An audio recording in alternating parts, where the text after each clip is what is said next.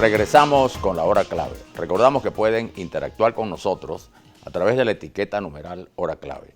Y le damos la bienvenida a nuestro invitado, Carlos Raúl Hernández. Carlos Raúl Hernández, analista, sociólogo, profesor universitario.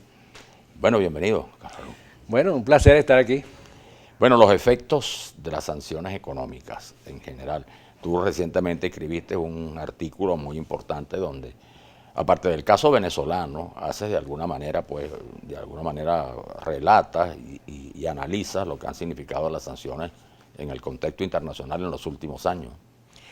Sí, es que las sanciones son uno de esos fenómenos inexplicables que siempre producen resultados negativos y sin embargo a veces la inflexibilidad del pensamiento para reconocer la realidad hace que la sigan aplicando. Yo citaba en ese artículo que en la segunda mitad del siglo pasado, el siglo XX, se le aplicaron sanciones a 25 países, con el fin de provocar lo que se llamó en el lenguaje de la época el cambio de régimen. Eso comenzó con Corea del Norte. En 1950 se le aplicaron sanciones a Kim Il-sung. Bueno, ya tenemos 3 generaciones de psicópatas norcoreanos. El abuelo, el padre y el hijo. Y soportando sanciones. No, y burlándose de la comunidad internacional. ¿Y quién ha pagado las consecuencias? Porque todos sabemos que Kim Jong-il, el padre de Kim Il-sung, era un fanático del cine y de las comidas occidentales y además un bebedor de coñac empedernido. Bueno, él nunca le faltó coñac, incluso le llevaban aviones de películas occidentales que le encantaba ver y de caviar y de comida que compraban en Francia, ¿no? Quienes pagan las consecuencias fueron los ciudadanos comunes, porque ya Corea del Norte ha vivido un par de hambrunas y está al borde de otra. Es decir, las sanciones no han perjudicado para nada a la élite dirigente de Corea del Norte. Bueno, después fueron las sanciones contra Cuba en el 59. Y es un característico el caso que en la época, en el periodo especial, cuando se cae la Unión Soviética y entra la prehambruna en Cuba, bueno, Fidel Castro salía retratado devorando langostas y bebiendo vino Chablis con cuanto delegados de partidos socialistas internacionales iban a visitarlo. Bueno, y ahí sigue los ayatolas. En el año 79 le aplican sanciones al régimen. Este año se cumple 40 de las sanciones y ahí están los ayatolas, mandando igual y el país muriéndose de hambre realmente en términos prácticos. Bueno, por no hablar entonces de la secuela de países africanos a los que han invadido y aplicado sanciones y cuyo epítome es Somalia, que es el prototipo, el ejemplo perfecto de un país destruido por la miseria, que ahí está, es decir, deshecho, dividido en 4 partes, como consecuencia de ese error de insistir en políticas que no conducen al cambio de régimen, sino sencillamente a la destrucción prácticamente física de la población. Sabes que también hay una consideración que es importante subrayar, y es que, por ejemplo, esas sanciones obedecían a otras razones, no en el caso de Venezuela. Por ejemplo, las sanciones contra Corea del Norte, contra Irán, tienen que ver con el desarrollo de planes nucleares, ¿no? Claro. Eso son una amenaza al desarrollo nuclear en esos países. Otro es el problema que te digo de guerras, de conflictos, que es lo que ocurre mucho en África, conflictos internos armados, ¿no? Que generan, por supuesto, situaciones que alteran la paz mundial de alguna manera. El caso también de Siria, por ejemplo, ahora que también tiene sanciones, pero que obedecen a esa guerra espantosa que ya tiene más de una década. Pero en el caso, por ejemplo, de las sanciones lo que se invoca para las sanciones a Venezuela son distintas, porque ninguno de esos casos puede considerarse en el caso de Venezuela, ¿no? En absoluto. En el caso de Venezuela, las sanciones comenzaron en 2014 y fueron por razones de roce y confrontación política, no por esas que tú invocas, que efectivamente estados de guerra, genocidios internos, que ha sido lo que ha invocado tanto las potencias como a veces las Naciones Unidas para las intervenciones. No, nada de eso. Era un país en una situación de semidictadura, semidemocracia, en la que, bueno, es que yo digo, es que ninguna racionalidad puede permitirse las sanciones porque las sanciones son un error. No podemos aceptar que haya ninguna causa ni ninguna justificación de algo que es sistemáticamente equivocado. Y fíjate tú, por ejemplo, para mí los casos proverbiales y más ilustrativos del error de las sanciones está precisamente en Irak, Siria y Libia. Bueno, esos tres países han sido intervenidos militarmente. Decía, han estado en condición de guerra civil prácticamente, sobre todo el caso de Siria y Libia.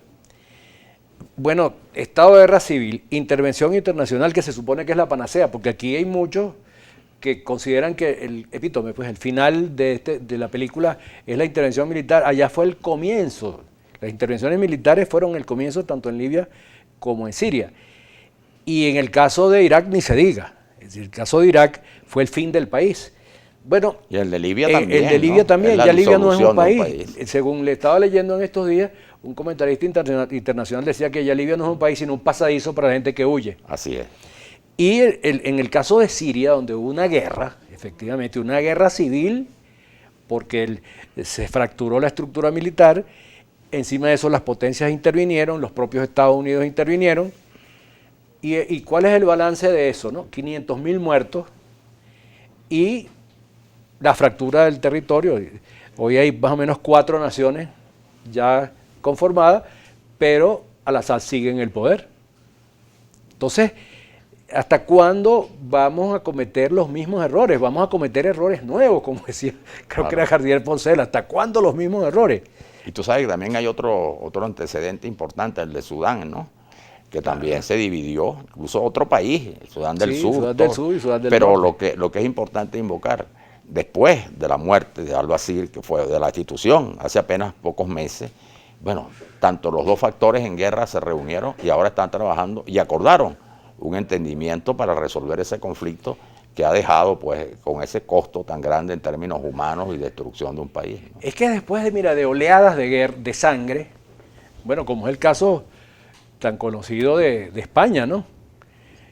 Se comenta que 2 de los protagonistas de la guerra, no recuerdo quiénes eran, ¿no? Creo que uno era Carrillo, Santiago Carrillo, que fue el carnicero de Paracuellos, creo que. Sí, de Paracuellos. Un tipo además que fue uno de los factores fundamentales de esa matanza que hubo en la guerra civil, 1 millón de muertos, y que 40 años después, cuando el pacto de la Moncloa, comentó, cuando estaba firmando el pacto de la Moncloa, dijo, pero la verdad es que si yo hubiera sabido que 40 años después me iba a tener que entender prácticamente con los mismos, los hubiéramos ahorrado el 1 millón de muertos. Bueno, eso es lo que pasa siempre, eso que tú citabas de Yemen, ¿no? Sudán. De Sudán. De Sudán es eso, después de tantos muertos, de tantos sufrimientos, de tantos genocidios. Y un país fracturado. Fracturado, dividido. Entonces lo que queda es el único recurso que tienen los seres humanos para resolver sus problemas, que es el diálogo. Es conversar, es ponerse de acuerdo, es llegar a entendimiento, es hacer concesiones mutuas. El punto es que a mí me da la impresión de que en el caso venezolano, que yo creo que el venezolano siempre hay que establecer las diferencias en relación a los casos ya muy conocidos, ¿no? Sí, claro, sí que todos los casos son distintos. Ahora todos los casos se parecen. Claro. Entonces, pero el venezolano guarda unas diferencias muy importantes. Tú sabes que yo citaba en el artículo ese que tú sabes que Kant resuelve ese problema, porque tú siempre que pones un ejemplo te dice, bueno, pero es que el caso, Venezuela no es Irak, o te podrías decir Irak no es Libia, o Libia no es Sudán, o Sudán no es Yemen. Es decir, siempre el ser es idéntico a sí mismo. Ahora, el pensamiento te enseña 2 formas de pensar la realidad. Una, buscar los puntos de contacto entre los diversos fenómenos, ¿no? O sea, ¿qué hay en común entre una vaca y un hombre? Bueno, que la vaca es vivípara, que es vertebrada, que bueno, y como el hombre es musculosa. Ahora, también hay profundas diferencias entre la vaca y el ser humano. Entre otras cosas porque la vaca no usa tarjeta de crédito ni tarjeta de débito. Entonces, la realidad tiene puntos en que se conecta y puntos en que se diferencia. Ahora, el estudio científico te enseña a ver en qué medida experiencias anteriores te pueden ayudar a comprender experiencias actuales. Ahora, también en el caso, yo creo que es importante también plantearlo, ¿no?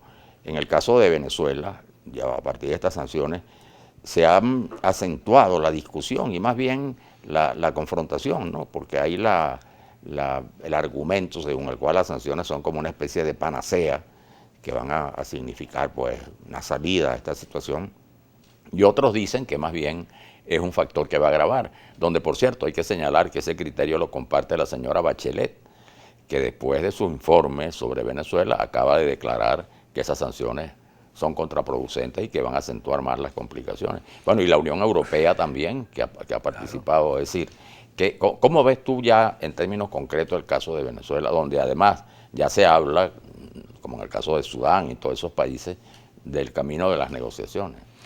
Bueno, sí, el camino de las negociaciones, pero siempre interferida, porque aparte de que yo creo que los factores internos no están muy convencidos del diálogo, creo que ellos van ahí arrebiatados, los llevan, la comunidad internacional los lleva por la fuerza, los obliga a entenderse, entre otras cosas porque Venezuela se ha convertido en un problema muy grave para los demás países, sobre todo la migración. Pero hay también factores internacionales que quieren una salida irracional, una salida que a mí me parece no viable, que es que Maduro se vaya, eso que llaman el mantra, que cese el gobierno, que el gobierno renuncie, o sea, que Maduro se vaya o lo tumben, luego que haya un gobierno de transición, como lo llaman, y luego unas elecciones libres. Esa salida parece inviable, eso es un capricho, porque en todos los procesos que se conocen de transición de verdad, no declarativa, bueno, sencillamente los gobiernos autoritarios convocan unas elecciones luego de una gran presión internacional en la que los países, las grandes potencias han influido de una manera muy enérgica. Esas dictaduras o gobiernos autoritarios convocan elecciones y las pierden. Es decir, el proceso electoral ha estado bajo la presidencia de esos gobiernos autoritarios. Y luego al final, sencillamente el régimen autoritario sale. Porque si no, tú lo que le estás exigiendo, o le hubieras estado exigiendo a Pinochet que se fuera y después hubiera el plebiscito, o a Ortega, o a Jaruzelski, o al presidente de Brasil, a Figueiredo, o a quien fuera, es ríndete, nosotros hacemos contigo lo que queramos, y después convocamos unas elecciones de la manera que a nosotros se nos ocurra que deben ser. Eso es infantil, eso es lo que se llama un caracol en la cabeza, eso no es viable. Y lo que va a ocurrir, si se insiste en eso, es que se va a seguir difiriendo el proceso de negociaciones, la situación de los venezolanos va a seguir empeorando y el gobierno se va a seguir afianzando sobre el cementerio de los venezolanos, sobre la miseria, sobre la pobreza, sobre la desesperación. Bueno, y a la comunidad internacional muy tranquila, muy bien, es decir, nos verán con mucha lástima como ven a Somalia, o como vieron en un momento a Etiopía, y entonces se conmoverán mucho cuando vean a esos niñitos, con esas fotos de niños estarvados, con moscas, y la gente derramará una lágrima y los venezolanos viviremos lo que pudiera ser también la destrucción de Venezuela como la de esos países que hemos mencionado. Ahora, solo a nosotros los venezolanos nos corresponde cuidarnos de ese futuro porque a los demás no les importa. Claro, queda un país, digamos, para la fotografía, para esas cosas nostálgicas que vemos en los documentales. Este fue el país que en su momento fue una gran potencia. Bueno, como salen los videos de Beirut, que era considerada algo así como la Roma del Medio Oriente. Sí, todas esas cosas que como fue Bagdad, como fueron ciudades esplendorosas, muy cerca del origen de la civilización, y hoy ¿qué queda de esas glorias? Claro. Bueno, muchas gracias, como siempre, Carlos Raúl, por tus valiosas opiniones en relación a este tema. Vamos al corte y ya regresamos. Muchas gracias a ti.